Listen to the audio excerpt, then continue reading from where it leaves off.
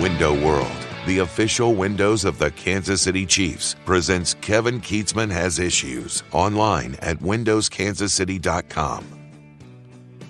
Well, that was a pretty crappy Saturday for Kansas State fans as the Wildcats blew a 7-point lead late and fall to Florida Atlantic and do not advance to the Final Four. In a game that I wrote in the Patrons Post over the weekend, I felt a little bit ripped off by. It was the same as watching Kansas in this year's tournament. Watching Kansas try to navigate its way through the NCAA tournament without Bill Self certainly left Kansas fans with the feeling of, well, I feel a little ripped off. It's the only term I can use. And watching Keontae Johnson sit the bench for most of the game on Saturday for Kansas State. He was a leading scorer for either team. Played only 17 minutes in this game.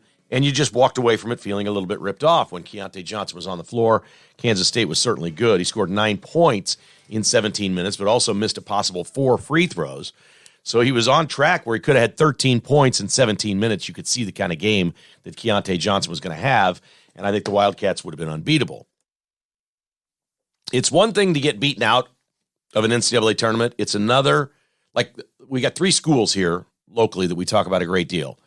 I don't think Missouri fans walk away from it and go, okay, wow, I feel ripped off. It was like, okay, good year, nice performances, played well down the stretch. Then they just played a horrible game that they were not in on, that they weren't winning. They just got beat that day. And somehow, while that's disappointing and you get mad at your team for doing that, it's a lot easier to deal with than watching Kansas lose to Arkansas and say, well, you know, if Bill Self had been on the bench, they'd have won that game today because they wouldn't have blown their lead. I firmly believe that. And it's another to say, if you're a Kansas State fan, Wildcats would have won that game if Keontae Johnson wasn't in foul trouble the whole time.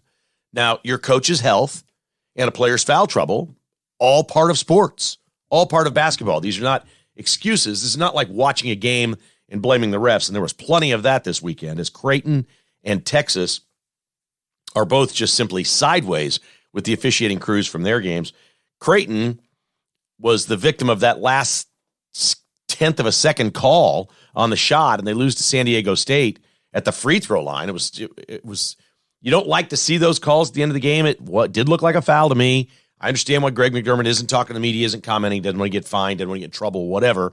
Creighton just beside themselves over what happened at the end of their game. And Texas played 2 completely different games. The first half of that game, Texas and Miami, the refs didn't blow any whistles. They just let them play. It was so easy to watch. There were players making plays. They went one time, they started play with like 5 minutes and 10 seconds to go, and the whistle didn't blow for the under 4 timeout until I think there was like a $1:50 left. So it went like 3 minutes and 30 seconds of live basketball with no stoppage. I told Jessica, I said, this is great. I said, look at the way they're officiating this game. Then in the second half, they decided to call everything. And Miami winds up making 28 free throws in the game. And a huge call late in the game on a block out for a rebound was called against Miami and then reversed and called against Texas, which I don't think I've seen before, actually reversing a foul call.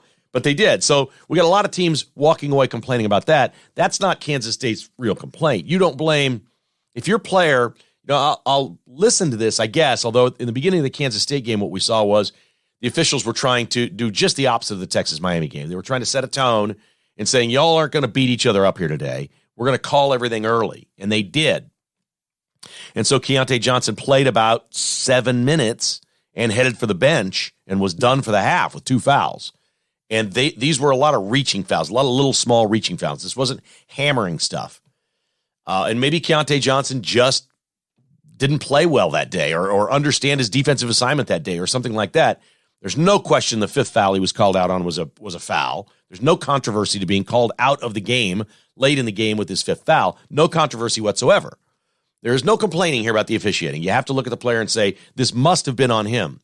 I didn't like the early calls against him, but the early calls are the early calls. You managed your way through this. You've got a half to play and 3 fouls to give. You ought to be able to figure that out. And Kansas State didn't. But you come away from these things, and the same thing with the KU loss. You just come away feeling ripped off. Like, well, wait a second. What if Bill Self were coaching Kansas? Would they still be alive? Probably. Kansas is really hard to beat with Bill Self on the sideline. What if Keontae Johnson played just 30 minutes in the game? Not, had foul trouble, but played 28 minutes in the game. He could have been in terrible foul trouble and only played 26 minutes in the game, and I think Kansas State wins that game. So there is a feeling, and I've always felt this way in college basketball. I've covered the sport for nearly 40 years, and it doesn't matter whether I watched way back in the day Doug Smith, who was a great player at Missouri.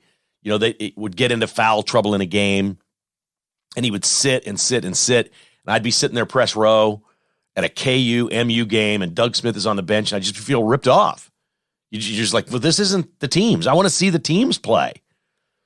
The NBA takes great lengths to not foul star players out of games. They many, many years ago added another foul that you get. I don't think that's the answer for college basketball. But when you lose star players, especially in the NCAA tournament, or star coaches, it can be a bad thing for the consumer. And I don't say fan because I don't just think this is about, Kansas State either.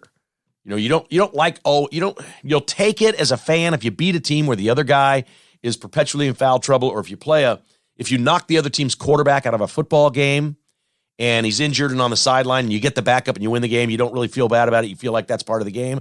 Agree, but as a fan, when that's a really good player, if you go to Arrowhead and you're watching the Chiefs and Bills and Josh Allen gets knocked out of the game, there's a little bit, or Patrick Mahomes for that matter, you feel a little ripped off. You want to see the best players. And I think that's my overwhelming feeling of Kansas State. It's not the loss. It really isn't the loss. Losing a game in the tournament, everybody expects to lose in the tournament. Only one team isn't. So you expect the loss to come.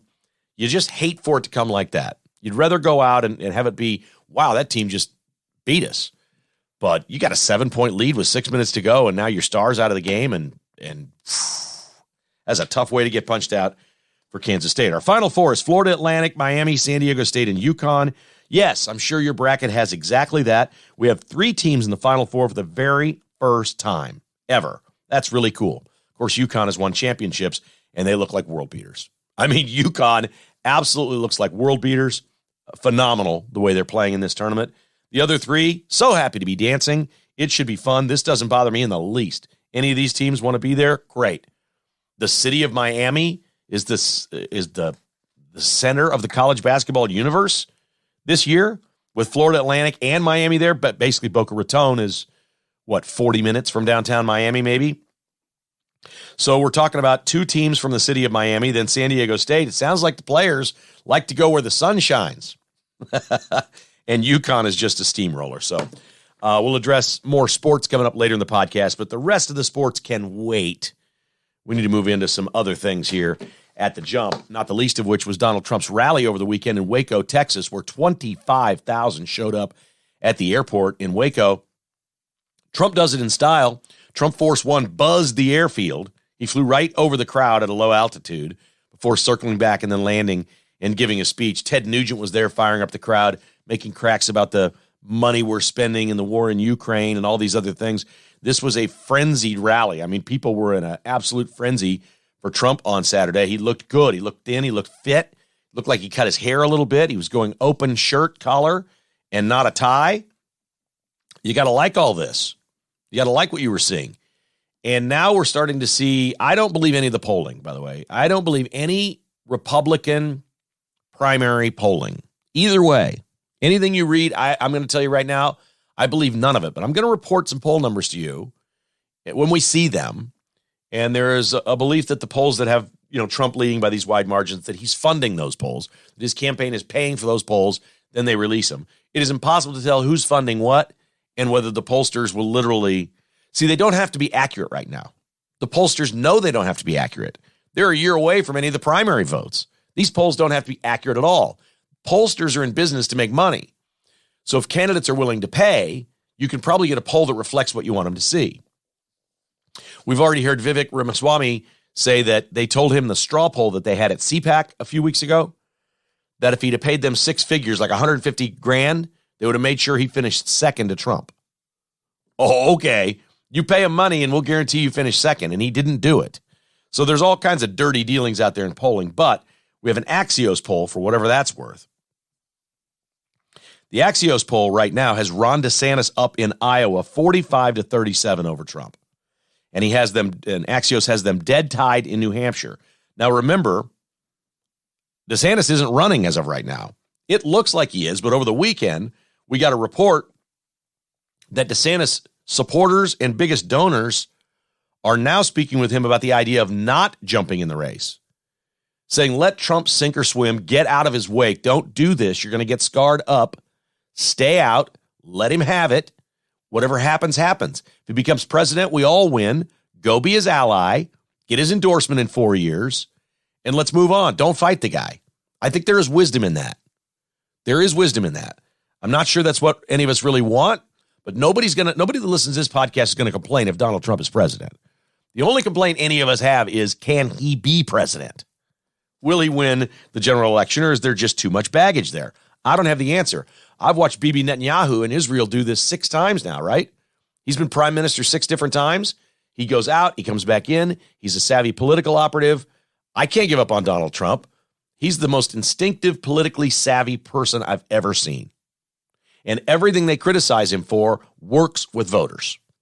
So I can't say what's going on here, but it is interesting to hear that donors and supporters of Ron DeSantis are anonymously telling NBC News that they've told him, don't get scarred up. Because if he scars you up bad in this primary and you lose, you could still be scarred in 4 years. Like Jeb Bush's career was over. Once Trump was done with Jeb Bush, it was over. There was no coming back for Jeb Bush. That was never going to happen.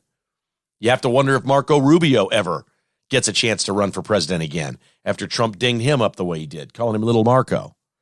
He's done it to all of them, and they don't like him for it. But he will do it to Ron DeSantis.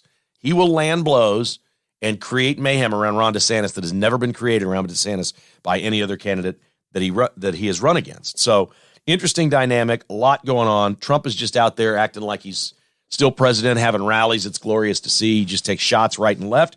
He made a comment at his rally about the DA in New York, which apparently on Monday, the grand jury is going to reconvene and try to decide whether to bring charges and indict Donald Trump. Trump told reporters on his jet, this was not at the rally, he badmouthed the DA and did all that stuff. On the jet, he had a little group, he had a flock, he had a little gaggle of reporters. And he said, quote, I think they've already dropped it, end quote. He said, I'm just telling you what I'm hearing. I think they've decided they have nothing. They have nothing. He says they have nothing. Everybody knows they have nothing. I think they've botched it. And quote, I think they've already dropped it, unquote, said Trump. So we'll see what happens with the DA there. The bigger concern is, of course, the presidential records, the confidential documents that were found at Mar-a-Lago, and the way that may be prosecuted versus how that may be prosecuted against Joe Biden. If we're going to have 2 guys running that committed the same offense, whether it's a crime or not, I think is debatable. How will the Justice Department treat that over the next year going forward? I think that's a much bigger deal than this silly Manhattan thing that almost anyone, even people on the left, look at and go, oh, God, this is a joke. This is an absolute joke. This is what you're going to try to get him with? This is an absolute joke. So we'll see how it plays out. Hey, KKHI is brought to you by Roberts Robinson, online at robertsrobinson.com. It is your Chevy Buick GMC headquarters in Excelsior Springs. Tim Trader's there every day. He's the sales manager, and he would love to work with you on building your new Chevy, Buick, or GMC, or get one of the one they already have in stock and save thousands doing it that way. They have low financing available on new vehicles and 0% on most GMCs. If you've been watching the NCAA tournament, you may have seen the all-new, next generation GMC Canyon midsize pickup truck is out, and you can order yours right now to be built for you in St. Louis, Missouri. Wentzville, I believe, is the community that the GMC Canyon is built, and have it sent a couple hundred miles across the state over to Excelsior Springs or just right to your house. It is a cool truck. Have you seen this thing advertised? The AT4 off-roader looks like it's just a bad machine, man. RobertsRobinson.com, or call my buddy Tim up there and say, hey, I want to learn more about the all-new GMC Canyon. 816-826-1563. Advantage Termite and Pest Control. Spring has sprung, folks. It is time to keep the critters out. Call Advantage Termite and Pest Control and sign up for annual service right now. 913-768-8989. We've been customers for over 20 years. We've never had a different pest control company. We love Advantage Termite and Pest Control. You can find them online at AdvantageTPC.com. I promise you their technicians, when they come out, will be the best you've ever had. Absolute professionals coming to your house, taking care of everything you need inside and out, or your business. 913-768-8989. And speaking of your business, 360 Document Solutions can work with your business to make you more efficient, productive, and profitable. 360 Document Solutions is offering a complimentary analysis of all of your document technology, IT programs, a complete review of all of your current costs. Then they'll offer you a solution that can very, very frequently bring real, tangible benefits for your business. This costs you nothing. It can only save you money and make you more productive. 360 Document Solutions is online at 360documentsolutions.com or call Mark and his team at 913-745-5344. That's 913-745-5344. It's 360documentsolutions.com. Okay, I mentioned Benjamin Netanyahu a moment ago. Boy, they got some wild stuff going on in Israel, and there are a lot of parallels, and have been for decades, between the United States and Israel. They're an ally. They're a friend. I've always been led to believe that we believe in what Israel is. We help them basically build their democracy, set their system up, become what they are, and we've been their protector for a long, long, long, long time. And that's a good thing. That's made the world a better place. These are good people. They're freedom-loving people.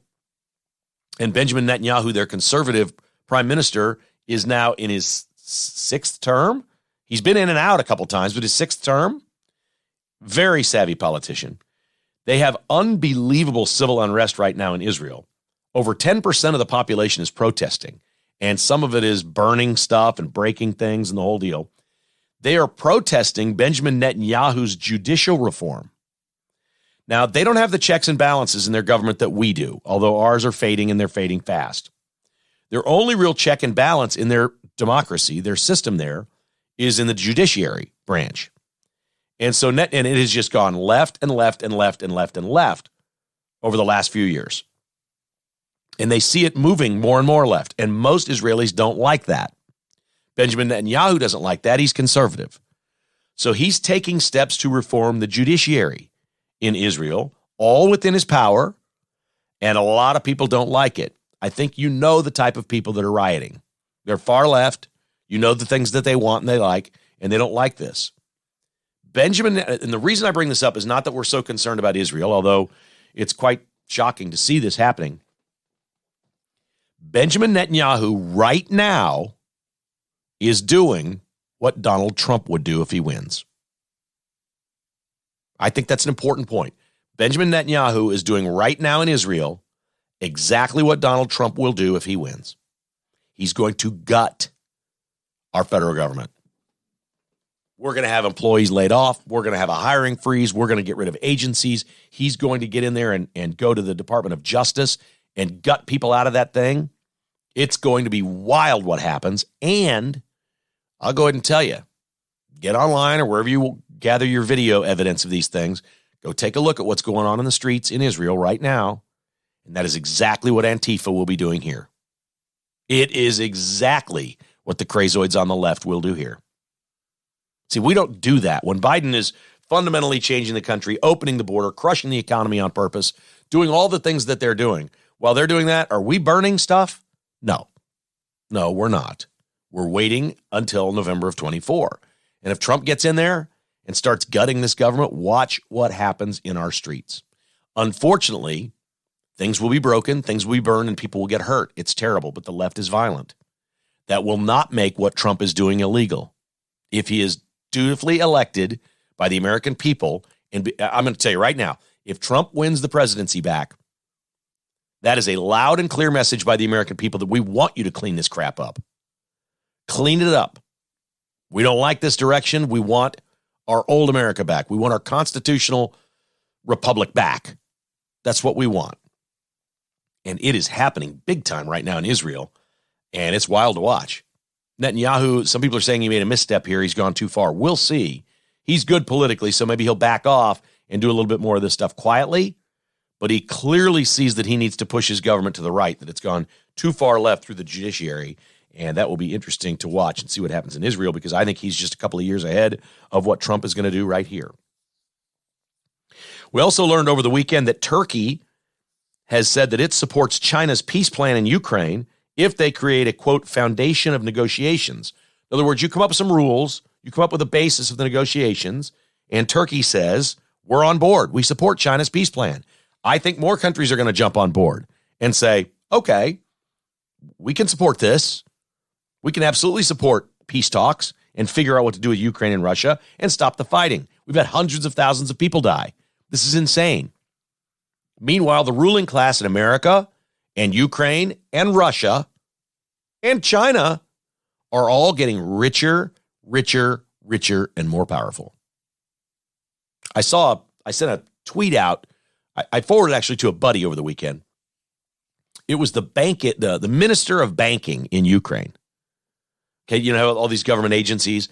So they're like oligarchs is what they call them in places like Ukraine and Russia. These are really, really rich people. He runs the banking system for the federal government. So I guess this would be their Jerome Powell kind of. That's Federal Reserve. But this guy's in charge of the banking system. And they show him pulling up to the building in Kiev where the banking. Is anybody surprised that there's been no missiles land in Kiev yet? Like Russia really is just kind of working the outskirts of the country. But all these politicians seem to be safe in Kiev and the government buildings or wherever they all are. So here's this guy, the head of banking in Ukraine, getting out of his car, heading into the office where they work there, and there's no other cars around. It's a freaking $350,000 Lamborghini. They don't even try to hide it.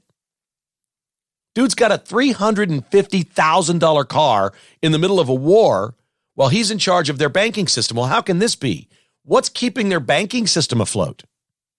Oh, could it be the $150 billion we've sent over there? How is their banking system not collapsing? And how is this dude driving his $350,000 Lambo? This war is despicable. It is outrageous what's going on. It's the same kind of people doing the same nefarious things for their own gain and their own good. And apparently they just don't care that people die. It used to be the people's life and death was what mattered most. We didn't worry about things like the Lamborghini for the banking minister. What about all these soldiers that are dying? They just don't care. There's never any talk. The only talk is about the atrocities Russia commits on Ukrainians. Really? Guess what? Russians are dying right and left too, and that sucks. It's stupid. This is absolutely stupid. Moms and dads sending their 19-year-olds in a World War I style trench warfare. We see you beyond those trees. We're over here in these trees just blowing each other up. What the hell are we doing? Ugh. Oh, but the banking minister's got a $350,000 car in Ukraine. No security around him. Nope, just getting out of his car, walking into work. Unbelievable. I mean, just sad. So we cannot end our news coverage with sad things like that. So I'll give you, we don't always do unicorns and rainbows, but this falls under rainbow. Dolly Parton, my wife loves Dolly Parton. Who doesn't like Dolly Parton? She's always got a smile on her face. Miley Cyrus is a singer. Dolly Parton is Miley Cyrus's godmother. They're very close, and they've recorded a song called Rainbow Land at Miley Cyrus Studio in California. She's got a home studio called Rainbow Studio. And in Wisconsin, and this is where we have to be really careful when we get control of things.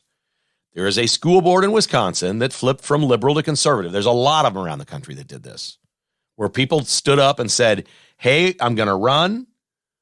You know, I got an email this weekend from a guy in Platte City. He says, we got April 4th. We got elections coming. We need help here. We got the Platte County or Platte City's R3 school board. Amy McCush and Bobby Van are running. Vote Bobby and Amy in Platte. If you live in Platte City, vote for them on the school board. We got to have them. Amy and Bobby in Platte City. There you go. This is a good dude who keeps me up to date. And a lot of people have been saying, hey, we got school board elections coming. When we win these boards, we have to do the right thing. And what happened here in Wisconsin was the kids were getting ready to put on a play, a concert, and they wanted to sing Rainbow Land by Dolly Parton and Miley Cyrus. And immediately the board pulled it and said it's inappropriate for a concert. They had previously pulled the song Rainbow Connection. Remember that by Kermit the Frog? Kermit the Frog, Rainbow Connection. They had previously pulled that and said it's not appropriate. So they're interpreting anything with rainbow in it as LGBTQ. Now, they're certainly under the umbrella of this song because Miley Cyrus and Dolly Parton had previously said prior to this controversy, they had said, look, this song is just about peace and love and everybody getting along no matter who and what you are. Now, who can argue with that sentiment? I haven't read every word of the song, so I don't know. It's not a very good song. It's hard to listen to. But the interpretation by the school board is Rainbow Land is pushing LGBTQ, and we're not going to allow that.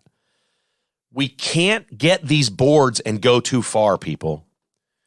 Going in front of the school board and reading pornographic stuff out of a book with pictures and some of the things that are written there and oral sex and all these different things for 7-year-olds in grade school, that's appropriate to take out.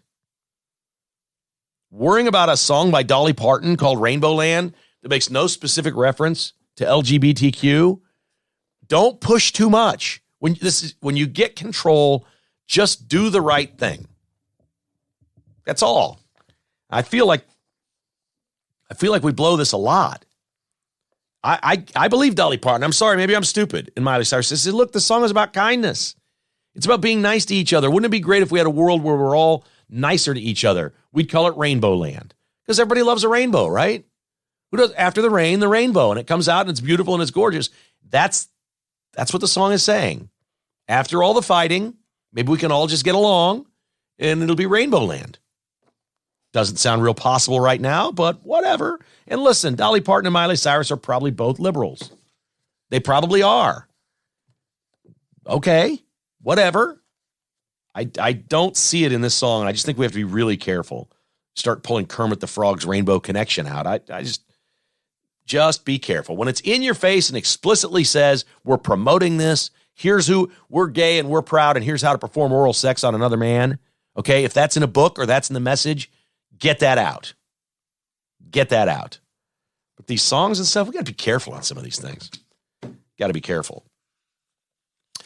All right, baseball's right around the corner. We're going to talk Royals here in a couple of minutes.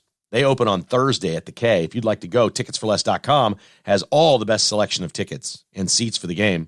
Whether it's for March 30th home opener on Thursday or you want to score tickets to a few home games, ticketsforless.com has you covered. At Tickets for Less, you never pay per ticket fees. So you've heard about all these complaints about Ticketmaster and stuff. You go on Ticketmaster, even Ticketmaster, and you buy something that supposedly is the retail price of the ticket. Then they add like 30% in fees on top of that. It's absolutely ridiculous. Ticketsforless.com never does that. The price you see is the price you pay. That's it.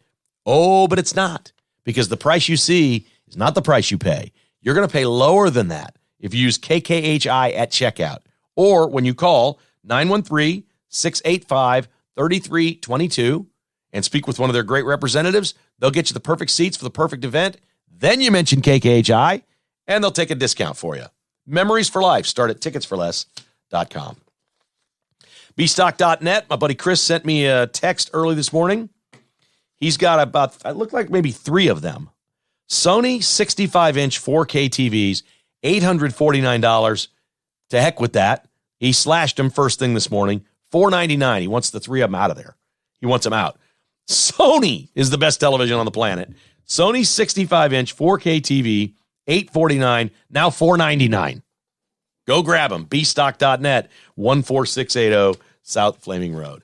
And my team and friends at North Kansas City Dental, Dr. Bill Bush. He, of course, is the dentist of the Chiefs. If he's good enough for Patrick Mahomes, he's good enough for you. 816-471-2911 to schedule an appointment or log on to nkcdental.com. It's time to switch dentists. Go with one that you know loves sports. Go with one that is a tremendous patriot and loves America. Dr. Bill Bush. nkcdental.com. All right, our final news story here of the day is just a tasty one. I don't know why, but I spent a lot of time this weekend reading about Warren Buffett. And I don't know why he's interesting to me now more as I get older than he's ever been. There's a couple things about Warren Buffett I don't like. He's giving half his fortune to the Bill and Melinda Gates Foundation. Bill and Melinda Gates aren't even married anymore. We know what Gates is. He's a committed leftist. So we'll assume Buffett's got a little left in him. But dang, there's a lot to like about this guy. It's tax season, which means we see a lot of great tax stories that'll be coming out in the next few weeks. Hopefully your tax story is a good one, but this one's tasty. Berkshire Hathaway is the most expensive stock on the planet. What does a share of this thing go for? $350,000? It's $350,000, I think, for one share. He's never split the stock and never will. That's what he says. He's never sold a share of Berkshire Hathaway. He originally bought the company. It was a textile company in the Northeast. And then he was like, this is a crappy business. And they started, consolidating, pulling other businesses into the fold. Well, he's just built something remarkable. I mean, Berkshire Hathaway is amazing. Everybody knows this, and you know the story and the things that he's done through the years. So he has $100 billion worth of stock in this company, and he's never sold any of it. The average CEO for a company like this makes about $18 million. Warren Buffett and Berkshire Hathaway just reported that he and you could call him his partner, Warren Buffett is 92.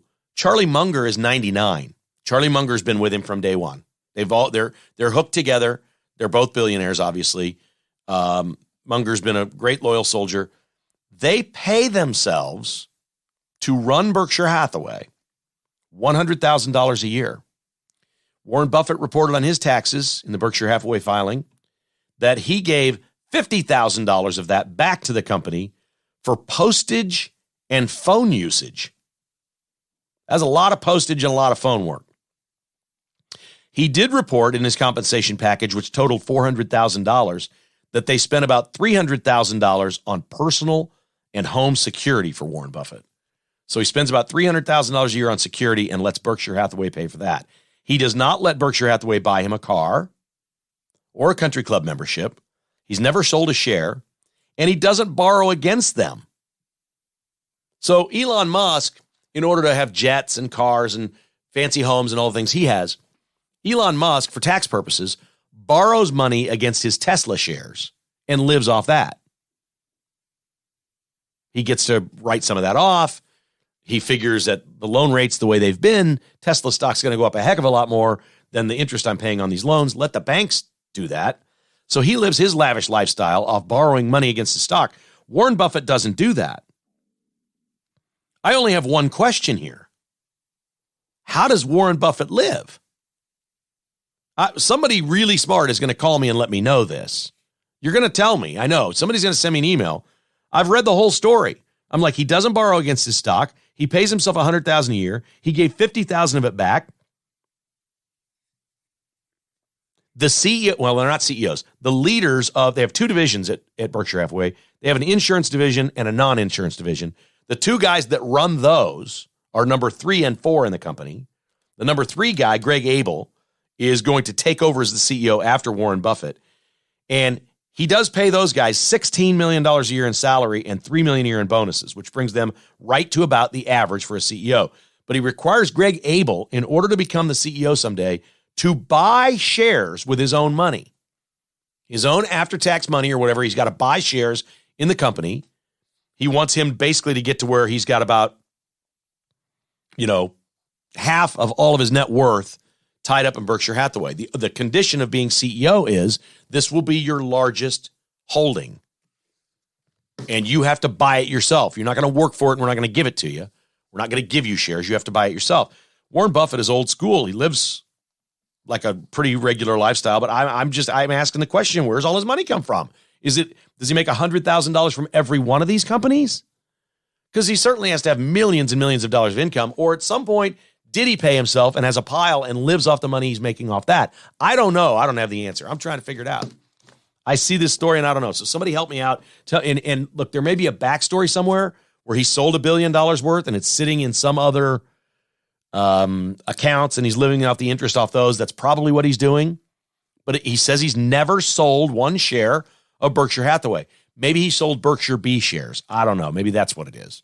And not the Class A shares. I'm not sure, but that's unbelievable that guy lives that way. And it is unbelievable that he runs his company that way. And there's a lot to learn and a lot to like when it comes to Warren Buffett. There's a lot to learn from him and the way he lives this tax season, as they have filed that he made $100,000 in a company he's got $100 billion worth of stock in and gave half of it back because he felt like he did too much postage, shipping, and phone usage. That's just fantastic stuff. All right, I mentioned the Royals Open on Thursday. We'll have a big preview coming up this week on KKHI. I'm excited. I'm disappointed Greinke is starting on Thursday. I wanted it to be Brady Singer. But I'm excited about the bullpen and the arms they have in the bullpen. The Royals were dead last in the American last year with a 4.66 earned run average, and I really think the biggest mistake that was made in the way the Royals were managed, I just didn't understand it. Why have this bullpen by committee and nobody has a role, and you just don't know who's doing what day to day? I can sort of get on board with we want to give this a try, and then maybe you try it for 6 weeks and see who looks best in what role. Like if Barlow comes in and is 3 for 3 in saves, maybe he stays. But over a third of Barlow's appearances last year were non-save opportunities. What was that all about? I think Matt Quatraro is going to try to reimpose some roles in the bullpen, and I think that leads to stability and understanding of how to go win a game. Baseball is a very difficult team sport. Remember, at its core, it's just one-on-one action. It's a pitcher against a hitter. At its core, it's an individual sport. For a baseball team to come together, and goodness knows we know this in Kansas City in 2015 with the Royals, for a baseball team to come together, you have to have roles, you have to know your role, and you feel like you're doing something in that role. That this is what I provide. This is what I'm expected every night. We're in a boat here. I'm grabbing an oar and I'm rowing. We're all rowing together, but this is what I do. Nobody understood that more than the Royals bullpen. There weren't any real egos involved out there. We haven't heard stories about, they were jealous that Wade Davis was, getting the ninth inning or these other. No, there was none of that. It was, I got my role. I got my role. And they all knew it. I'd love to see the Royals get back to that, especially in the bullpen where they've stockpiled some big arms. Now, if they can throw strikes, it'd be really good. I mean, they got some flamethrowers out there in that bullpen. They've added Aroldis Chapman, if you didn't know that. And we'll see. We'll see where he is in his career. He's not so old that it should be falling apart. Aroldis Chapman should be just fine. If he's in good shape and they do this right, Chapman should be a real contributor for the Royals. So we'll see. We'll do a big preview here as the week goes on. Another sports story, NPR. I love it when things like NPR get into sports.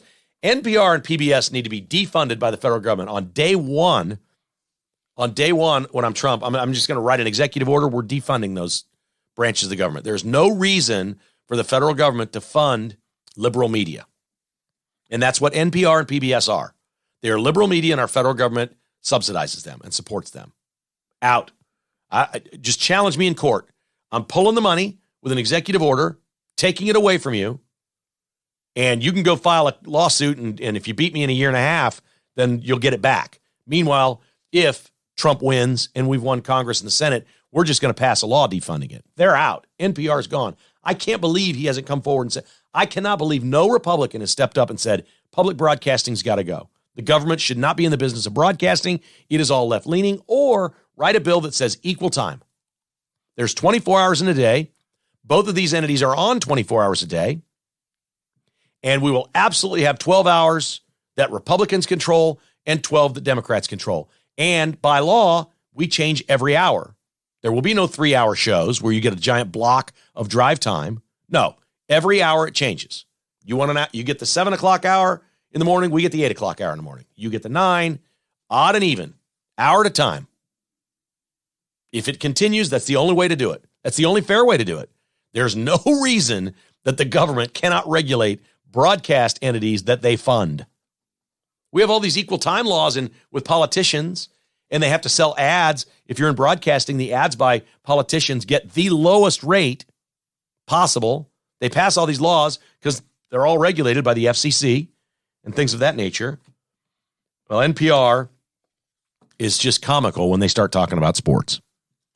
It's comical. This really is proof positive of how wrong they are about things that are political or in the news, because when they cross over to sports, they say things that are just easily disproved. And this is a beauty.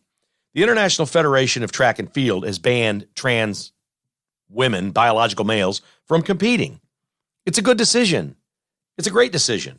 Well, NPR goes out last week and starts doing a story on this that they've now had to give a correction on. They had to go on the air and correct the story from last week because they reported last week in a story on NPR, quote, There is little scientific evidence men have physical advantages in sports. Unquote. What? The NPR is saying that men have no physical advantages over women. And there's never been any science to prove that that exists in sports. This is the dumbest thing I've ever heard them say. Where are all the women football players? Hey, the Chiefs beefed up their offensive line this year. They just signed a couple of ladies to play tackle. Come on, NPR. You're idiots. These people are unhinged stupid. So the argument was, hey, they shouldn't be banning these trans women because there's no evidence that anything biological with males is different than women. And they have now corrected that. They've corrected it with some sort of lawyer speak thing where they came out and said, there is obviously physical differences between men and women, but at this point, there's not enough data to tell if it's made an impact on trans sports. Well, that's an opinion. I mean, you're reporting there's not enough data? I've got enough data. How about Leah Thomas, the swimmer, was 8 millionth in the world as a male college swimmer and is like third best in the world as a female swimmer. That's all the data I need. NPR. Wow, these boneheads. Crazy. I get emails from you all the time, man. You guys love my guy Tim Cross over at Cross Kitchens. A lot of you are considering remodeling a bathroom. I had a gentleman send me an email last week, says, hey, he's working on my downstairs steps, and as we go down, we're going to redo the bottom down there where I got my man cave and stuff. They're going to be doing that. Very excited about that. He's a good dude. He's got a great company. Most jobs are done in 2 weeks or less. I've got a friend that's going to be having a job started in April, just a couple blocks away from me. Pretty excited to see the work that Tim does there, and I know they are as well. CrossKitchensKC.com. That's the website. Call 816-898-7047. Advanced Medical Imaging, see what's inside.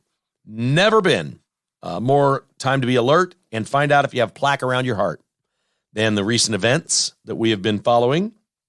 A heart scan costs you less than $100 at Advanced Medical Imaging. For some whacked out reason, insurance does not cover it, really anywhere. But for about $85, you can get a plaque score on your heart, and they see all the other organs in your chest as well.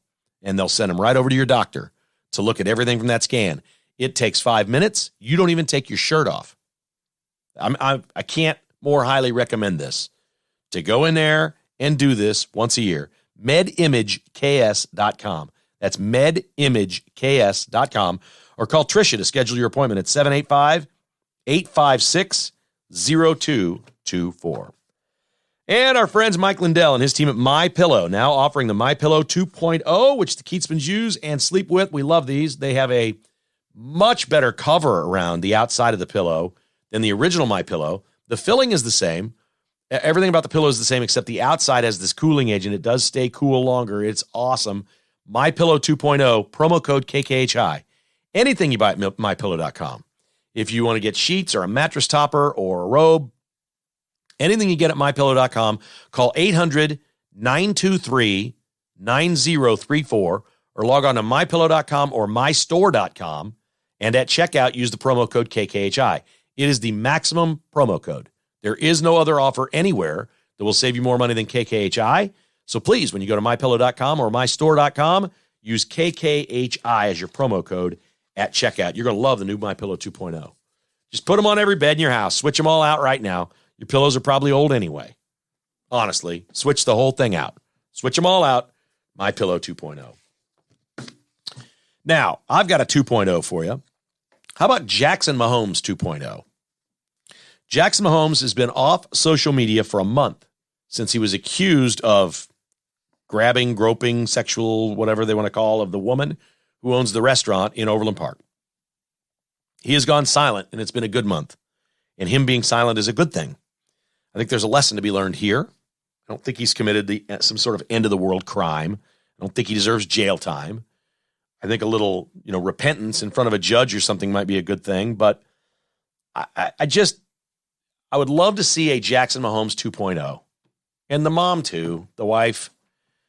Basically, both of them. I think Jackson Mahomes 2.0, if I could just spend 15 minutes with him, I'd say, look, you've got an unbelievable life in front of you. You can do anything you want. But But screaming for attention and being famous isn't really a pursuit.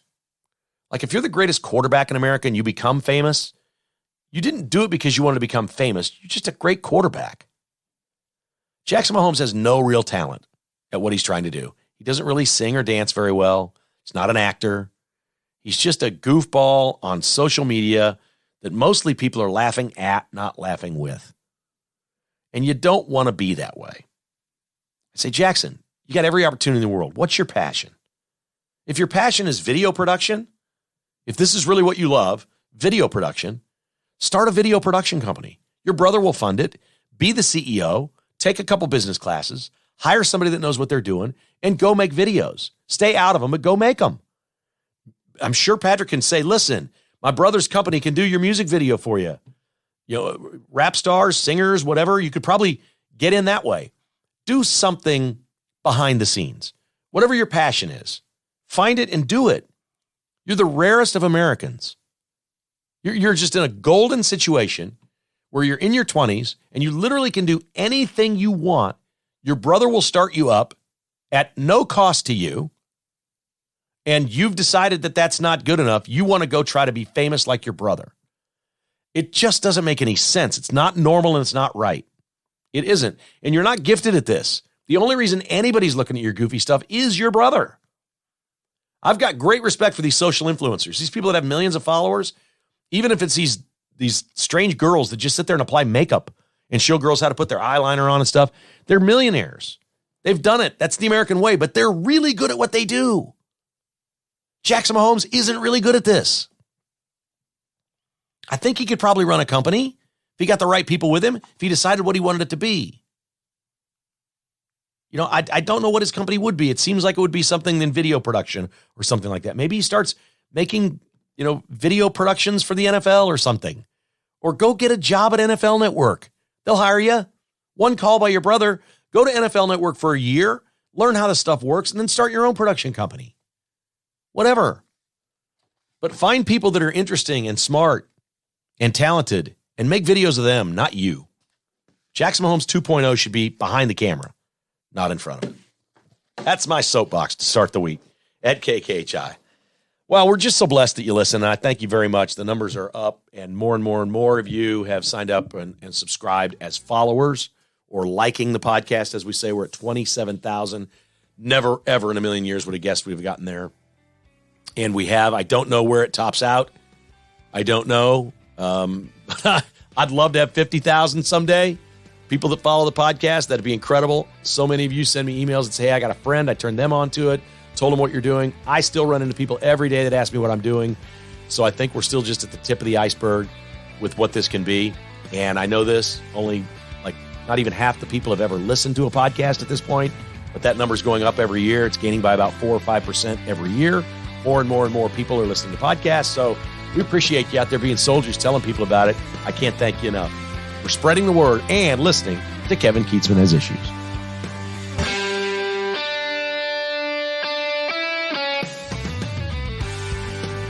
Thanks for listening to Kevin Keatsman Has Issues, presented by Roberts Robinson Chevrolet Buick GMC. To get exclusive patrons-only podcasts, receive a weekly newsletter, and attend in-person patrons-only parties, visit kkhasissues.com and become a patron today. This has been a production of Crooked Tail Media Incorporated.